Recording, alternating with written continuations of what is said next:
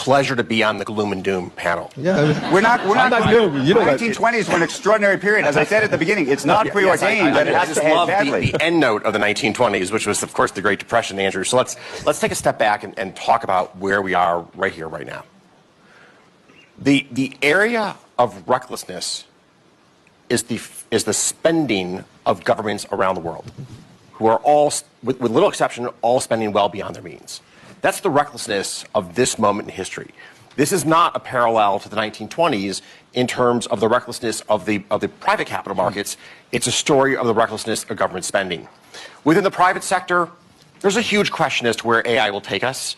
And I was carefully taking notes and listening to what Larry has to say, or to what Madame Lagarde has to say, because this is one of the big issues of our moment. Will AI create the productivity acceleration that is honestly that's hoped for in Washington and in the halls of government around the world as a way to overcome the profligate spending that we're currently engaged in? Like the world needs a savior, and the hope is that AI is the savior that we need for productivity. According to the book by Joel Baxt, Josephic Messiah, Metatron, and Sacred Serpent, that's the name of the book. In the second volume, he's describing the serpent that was in the Garden of Eden, and he's describing him as androgynous AI. And this is basically who their final Messiah is. They're bringing down their sacred serpent. He's a transvestite? Androgynous.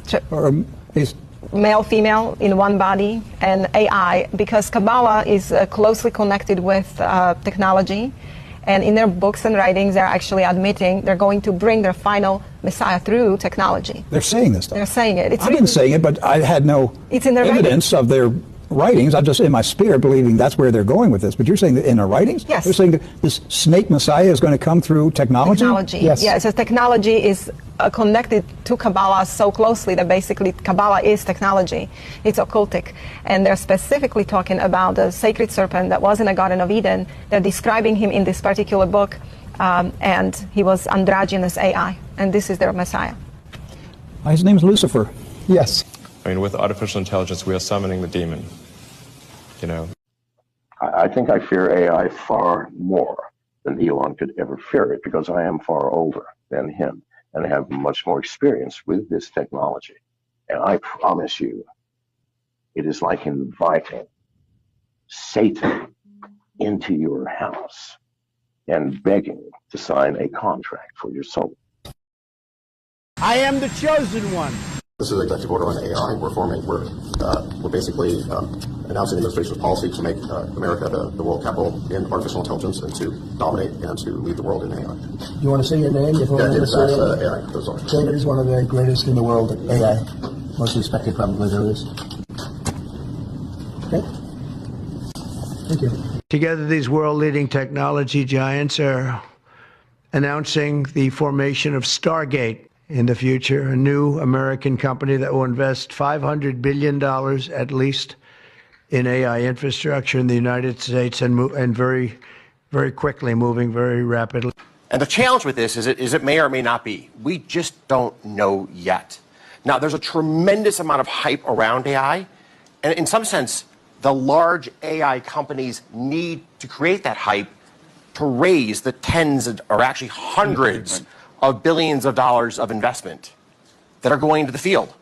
Like, you wouldn't be able to raise hundreds of billions of dollars. We'll spend, and Larry can probably correct me on this, but roughly $600 billion this year in CapEx for data centers in the United States. I think it's to be larger. But does that mean that it's getting hyped up too much, or it's just the hype is required as a sales mechanism? Go ahead.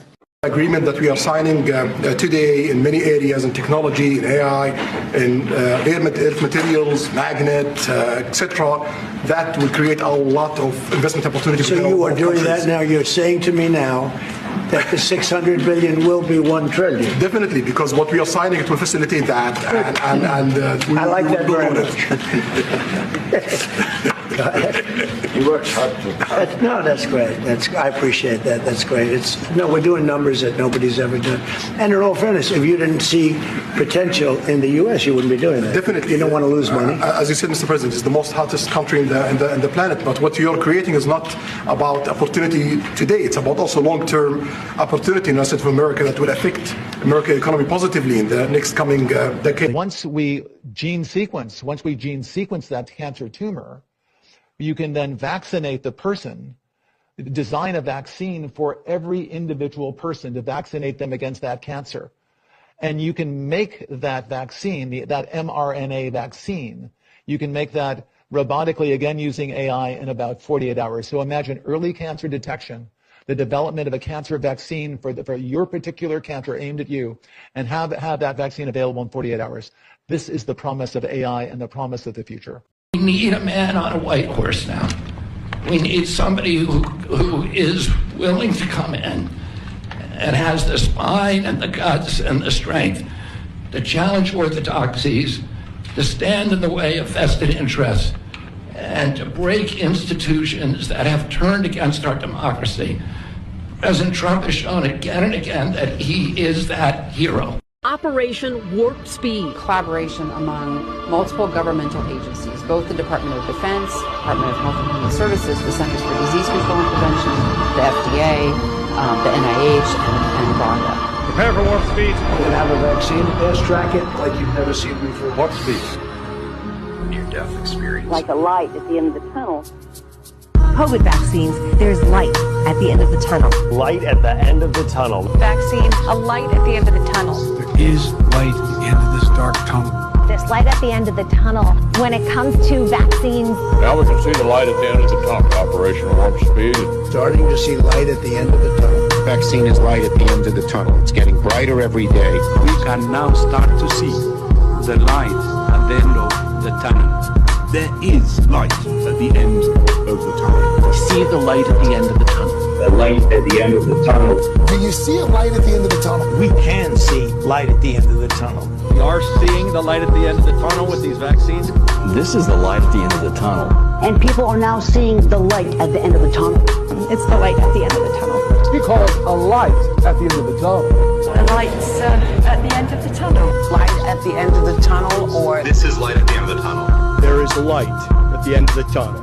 And this is truly the light at the end of the tunnel. This is the light at the end of the tunnel. A light at the end of the tunnel. I hate to keep using this term, but there's a light at the end of the tunnel. Light at the end of the tunnel. The light at the end of the tunnel. Light at the end of the tunnel. Light at the end of the tunnel. There is light at the end of the tunnel because we will really be seeing vaccines. There is a light at the end of the tunnel. The light is real.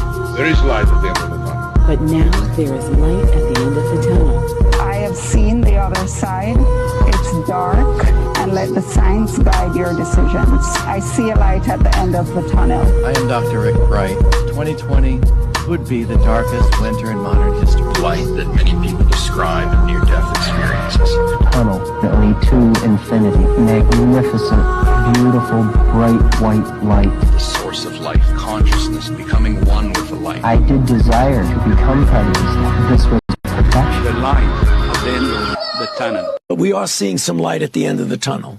I think I almost heard you say, perhaps the worst is over, with many, many caveats.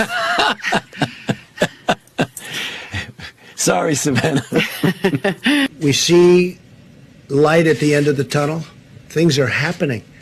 Things are happening. We're starting to see light at the end of the tunnel. And very proud of the job we all did.